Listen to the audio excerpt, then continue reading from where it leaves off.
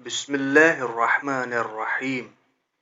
امام مہدی علیہ السلام کے ایام حج میں نظر آنے کے متعلق جاننے سے پہلے ہمیں حج کی اہمیت کو جاننا ضروری ہے۔ استاد حسین انصاریان اپنی آفیشیل ویب سائٹ پر اسلام میں حج کی اہمیت کے بارے میں لکھتے ہیں: حج اسلام کا اہم ترین رکن اور دینی فریضوں میں سے عظیم ترین فریضہ ہے۔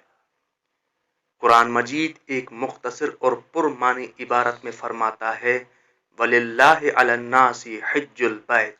مَنِ اسْتَطَاعَ إِلَيْهِ سَبِيلًا، اور خدا کے لیے لوگوں پر اس گھر کا حج کرنا واجب ہے اگر اس راہ کی استطاعت رکھتے ہو۔ اسی آیہ شریفہ کی ذیل میں فرماتے ہیں: وَمَنْ كَفَرَ فَإِنَّ اللَّهَ غَنِيٌّ عَنِ الْعَالَمِينَ، اور جنہوں نے کفر و سرکشی اختیار کی،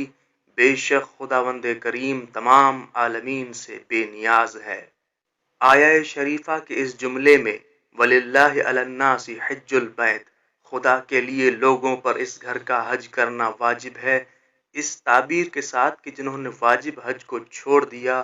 کفر کے مرتکب ہوئے ہیں،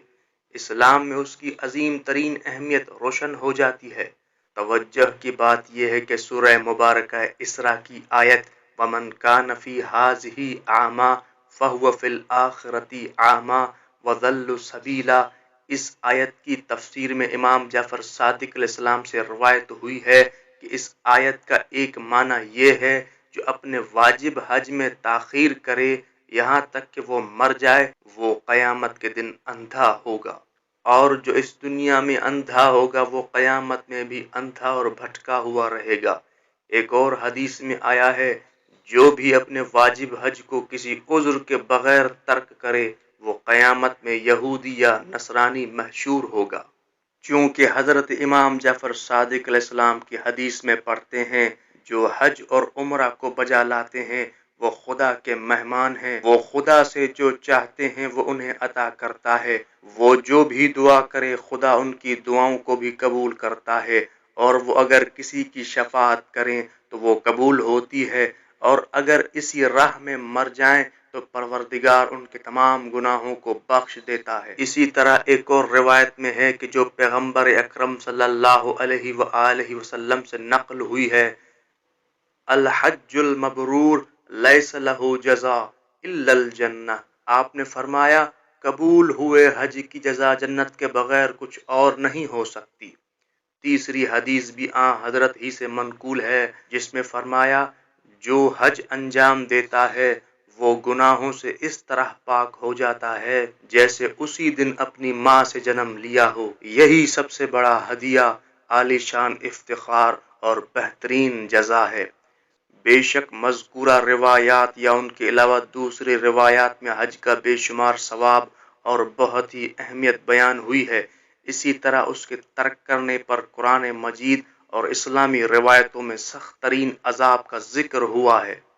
یہ سب اسی عظیم عبادت کی وجہ سے ہے جو مہم ترین اسرار اور فلسفے کی حاصل ہے۔ قرآن مجید ایک مختصر اور پرمعنی جملے میں حج کے متعلق فرماتا ہے: لوگوں کو حج کی طرف دعوت دو تاکہ اپنے فوائد کا مشاہدہ کریں۔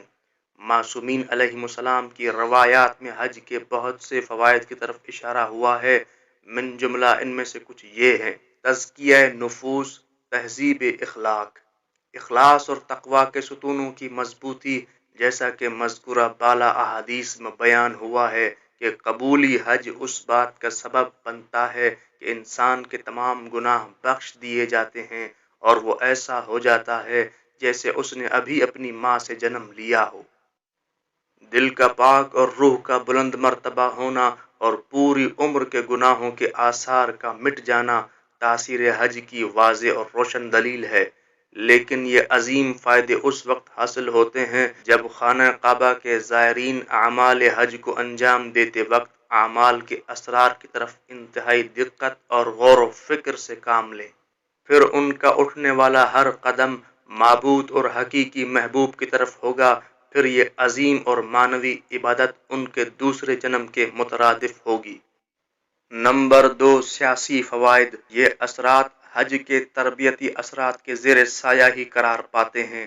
جو کہ بے حد ضروری ہیں۔ کیونکہ اگر حج اسی طرح انجام دیا جائے جس طرح اسلام نے حکم دیا اور خدا کے خلیل بت شکن حضرت ابراہیم علیہ السلام نے پوری دنیا کو اس کے انجام دینے کی دعوت دی، جو مسلمانوں کے عزت دین کی بنیاد کو مضبوط اور مستحکم کرنے، کلمہ وحدت، دشمنوں کے مقابلے میں قدرت و شوکت اور دنیا کے مشرکوں سے براعت کا اظہار کرنے کا باعث ہے،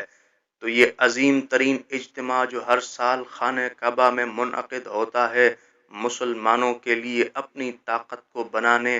اپنی برادری اور بھائی چارے کو مستحکم کرنے اور دشمنوں کے سال بھر کی سازشوں کو ناکام بنانے کا بہترین موقع ہے۔ لیکن افسوس کہ بعض مسلمان حج کے اخلاقی فلسفے کی گہرائی تک نہیں پہنچ پاتے، اسی طرح اس کے سیاسی فلسفے سے بھی بے خبر ہیں، صرف ظاہر پر اکتفا کرتے ہیں اور اس عظیم عبادت کی روح سے آگاہ نہیں ہیں۔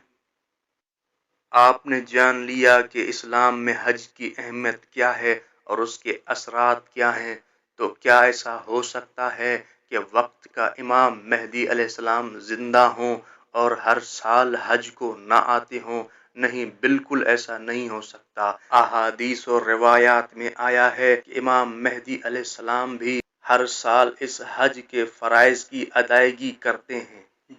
جیسا کہ علامہ مجلسی علیہ الرحمہ اپنی کتاب بحار الانوار میں امام جعفر صادق علیہ السلام کی یہ حدیث نقل کرتے ہیں کہ آپ نے فرمایا، لوگ اپنے امام مہدی علیہ السلام کو گم کیے ہوئے ہوں گے، امام مہدی علیہ السلام حج کے موقع پر لوگوں کو دیکھیں گے مگر ان کو کوئی نہ دیکھ سکے گا۔ اسی طرح ایک اور روایت بھی علامہ مجلسی نقل کرتے ہیں کہ ابن متوکل نے حمیری سے، انہوں نے محمد بن عثمان عمری سے روایت کی ہے۔ محمد عمری کہتے ہیں، خدا کی قسم حضرت صاحب الامر یعنی امام مہدی علیہ السلام ہر سال حج کے لیے تشریف لاتے ہیں، وہ سب کو دیکھتے ہیں اور پہچانتے ہیں اور ان کو بھی سب دیکھتے ہیں لیکن پہچانتے نہیں ہیں کہ یہ امام مہدی علیہ السلام ہیں۔